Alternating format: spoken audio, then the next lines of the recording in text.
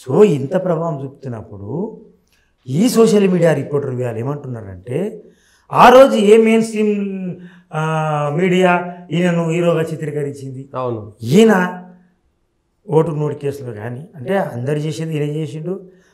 దురదృష్టవశాత్తు ఆయన ట్రాప్లో పడ్డాడో ఏమైందో తెలుసు. తర్వాత ఆయన వ్యవహరించిన తీరు, ధైర్యము, సాహసము ఎవరు చేయలే. అటువంటిది అది ఒక నెవర్ ఇన్ ద హిస్టరీ. నేను అటువంటి లీడర్ని చూడలే.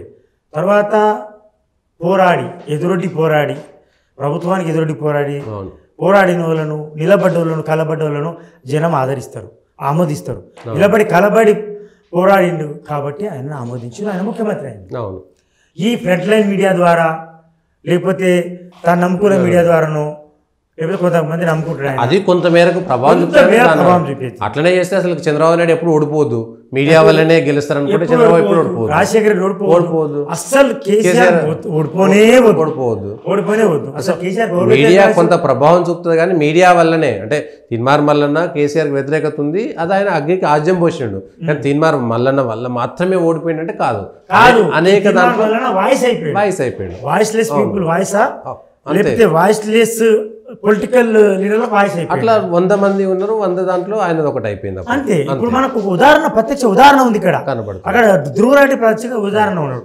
అసలు ఈరోజు ఉన్న దాంట్లో జర్నలిస్టులకు ఎవరు జర్నలిస్టులు యూట్యూబ్లలో చేయాలన్నా వద్దా అనేటువంటిదే ప్రధాన సమస్య. నో ఇప్పుడు మారింది, అర్థమైతలేదు. నిన్న ముఖ్యమంత్రి అన్నదంటే నేను తప్పు పట్టడం లేదు. ముఖ్యమంత్రి అన్న విధానం వేరు, అర్థం చేసుకోవాల్సిన పరిస్థితి.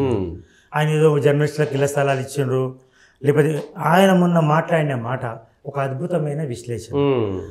ఆ మాట జర్నలిస్టుల మీటింగ్లో జర్నలిస్టుల గురించి మాట్లాడిన ఆయన, పొలిటికల్ గురించి మాట్లాడలే ఎక్కడ కూడా. అది నాకు చాలా ఇంప్రెస్ అయినా. ఒకటి ఆయన అన్నది ఏంటంటే జర్నలిజంలో 20 ఏళ్ళు 30 ఏళ్ళు ధారపోసి అంకితభావంతో పనిచేసి రక్తాన్ని ధారపోసి 15 ఏళ్ళ నుంచి 20 ఏళ్ళ నుంచి జర్నలిజంలో ఉంటున్న వాళ్ళు ఎంతో ప్రభావం చూపెట్టారు సమాజం మీద.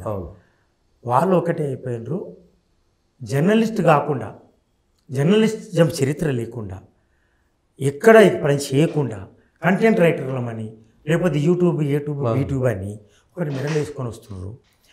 వాళ్ళు జర్నలిజంలో ఎక్కడ పనిచేసిండ్రు, జర్నలిజం ఓనమాలు నేర్చిండ్రు. సరే ఓకే, ఇప్పుడు నేను ఎంకామ్ చదివి ఉండొచ్చు కానీ ప్రొఫెషనల్గా జర్నలిజం కోర్స్ చేయలేను. నేను MCom student. I was a కాంట్రిబ్యూటర్కి స్టార్ట్ అయ్యి ఎంబడే స్టాఫ్ రిపోర్టర్, ఎన్ని హోదాలు ఉంటాయి ఇక్కడ. ఏరియా రిపోర్టర్ ఉంటాడు, సబ్ ఎడిటర్ ఉంటాడు, ట్రైనింగ్ స్టాఫ్ రిపోర్టర్ ఉంటాడు. అన్ని దశలు దాటుకొని స్టాఫ్ రిపోర్టర్ దశ దాటుకొని చీఫ్ రిపోర్టర్ దశ దాటుకొని ఇన్పుట్ ఎడిటర్ దశ వరకు వచ్చి ఎడిటర్ కాకపోవచ్చు, వేరే దానికి ఎడిటర్ కావచ్చు. మనం నేను ఎప్పుడు క్లెయిమ్ చేసుకుని ఎడిటరో లేకపోతే ఏదో అని. ఓన్లీ నేను బ్యూరో చీఫ్ అనే నేను చేసిన బ్యూరో చీఫ్ వరకే నేను అందరికీ చెప్తాను. లేకపోతే ఇన్పుట్ ఎడిటర్ వరకు ఉండొచ్చు.